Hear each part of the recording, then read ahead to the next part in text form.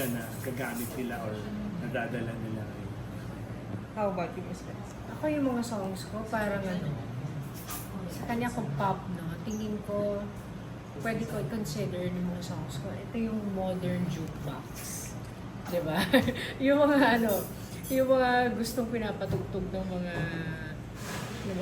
ng mga parents natin noong unang sa jukebox. Ito yung mga songs na klase ng mga kanta. Song mo, national anthem. Dati. Hanggang ngayon nakikita nga namin yung mga sinishare, tinatag siya sa mga... Especially sa TikTok. Minsan ginagamit pa yung mga kanta natin. Oo, grabe talaga. But it's nice to know that they can still relate to the music of the past. And, Correct. you know, I mean, of course, music is evolving, but a good song is a good song. Oo. And if you understand na kung ano yung mensahe ng kanta, tsaka yung melody, like ako, importante yung melody. So, ang daming mga kanta, pero maganda yung mensahe, yung laman ng kanta, tumatagos. Tsaka Sabi nga sa nila, sa Instagram, madaming mga nagtatag sa akin na nakikita ko nga na yung mga laki sa Amerika, tapos medyo younger sila, younger generation. Parang ginagawa nila ng parang background music nila.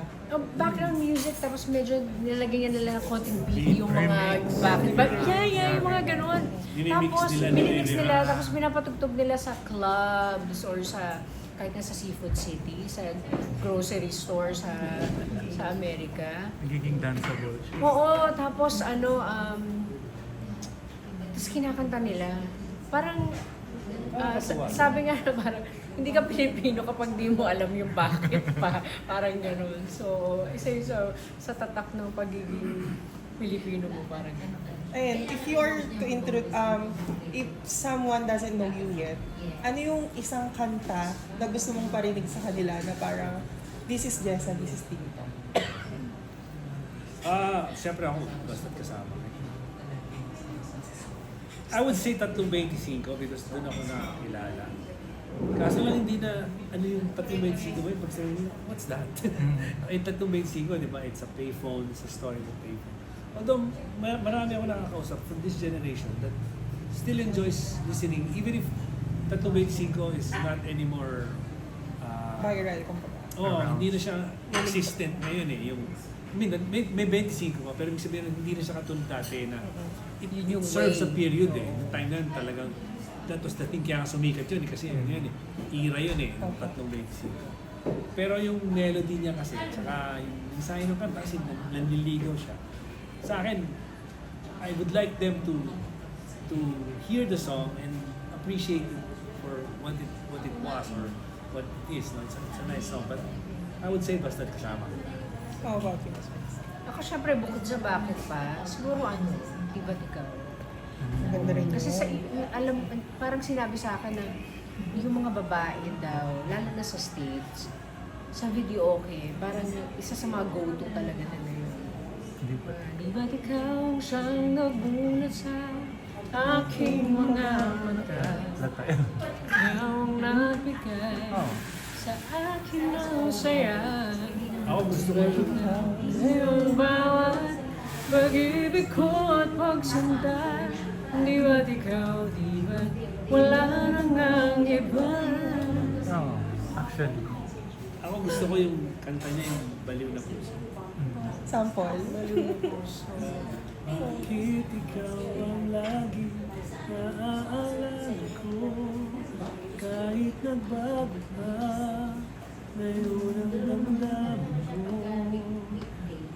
Bakit di ko malimot ang isang tulad mo? Kahit alam ko na sa puso mo'y hindi ako. Yan. Ganda yan. Di ba nag-viral yan? Isa Sa yung concert mga- na natin maano. Oo nga. So yun nga, last na, Miss Jessa. Ako muna. Ayan. Since OPM striving, ganyan. What can you say about po sa SB19? Di ba po, pumunta po kayo sa US tour nila before? SB19? Oo, Yeah. They're my fan. favorite. Fan They're- kami. I mean, nauna ko pang na-discover SB19 bago si Jada. Tama ang sabi sa kanya. Ikaw nagbigay ng award sa kanila. Yeah, the first time sa Wish. Sa Wish.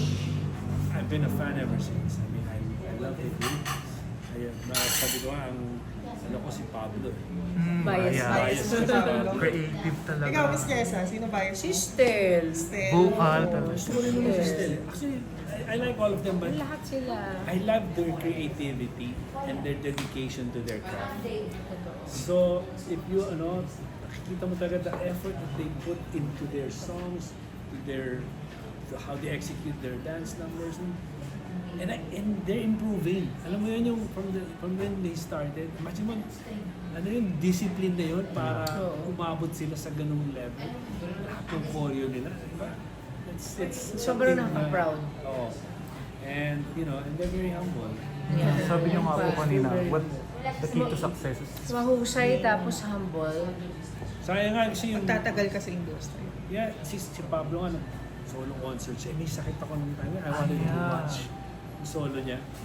And I love her. Meron siyang bagong kanta ngayon eh. Pusad ba yun? sa first, solo album niya. Hindi Yung bago niya kanta. Pusad ba yun? Ano ba yung title? Parang ganun. Basta he has a new meron- song now. Tagalog. Ang ganda nung beat na. Ano yun? Ano yun? Sorry. Ay, Lawless for SB19. Pero yung Yes, solo pwede. daw. Yung kay Pablo. SB19. Kanta ni Pablo. Pusad. Pusad. Ayun. Ayun. Tama, Tagalog. usad nga. Ang galing! Fan nga. Fan nga Fun eh. talaga. Na- That's it. Kasi nag-reach out nga ako, message ko siya. Kasi, of course, he appreciated it. Sabi ko, I wanted to watch. Kinongratulate ko sa show niya. Sayang. Because if kung ano lang ako noon, I would have, may sakit ka ako noon, galing ako sa sakit. So, I couldn't watch. But I wanted to watch him. Kasi I've always admired, the group. Si Pablo kasi he writes the songs Yeah. for them. And I told him not to keep creating because yung na-appreciate mo yun eh. Lahat Ang naman, lalim. marami naman magagaling na songwriters, singers, but may kanya-kanya silang flavor. So, I just have so much respect for artists that Oh my God. Ayun nga, are you guys open to collaborating with P-pop art group or artist? Oo naman. Oo. If there's any scene. if they will have us, of course. Tsaka, Kahit sino sa kanila na ano. ewan ko lang kung kaya ko pa sumayaw na. ano na yung mga ko. But I would Basta love nakaka-proud sila lahat talaga. Ako, siyempre, Minsan yung sinong mga- akin, si SB19 siya. Oo, syempre SB19, di ba? Yung mga P-pop kasi right now, gumagawa sila ng new flavor. Like yung kanta ni Jaya, ginawa ng Yes My Love. Oo. So it's so Yun good, nga, so yung nice parang na yun yung naiisip ko sa kanila binabalik na na. parang, Marami kahit New sino flavor. sa kanila. Mm-mm. Mahusay na ng mga bata talaga. Ayan. So, yun nga, for this upcoming concert, why do you think the Gen Z should watch the concert? Marami sila matututunan. Love story. Why? I feel like, aside from, I feel they're going to be entertained, even if we belong to a different generation. Correct. Na makikita nila siguro, kasi there's a story that we're sharing. And I always believe that if there's a story, marami kang ma-acquire na wisdom, at saka overall, the music. Because we're going to touch on different genres or different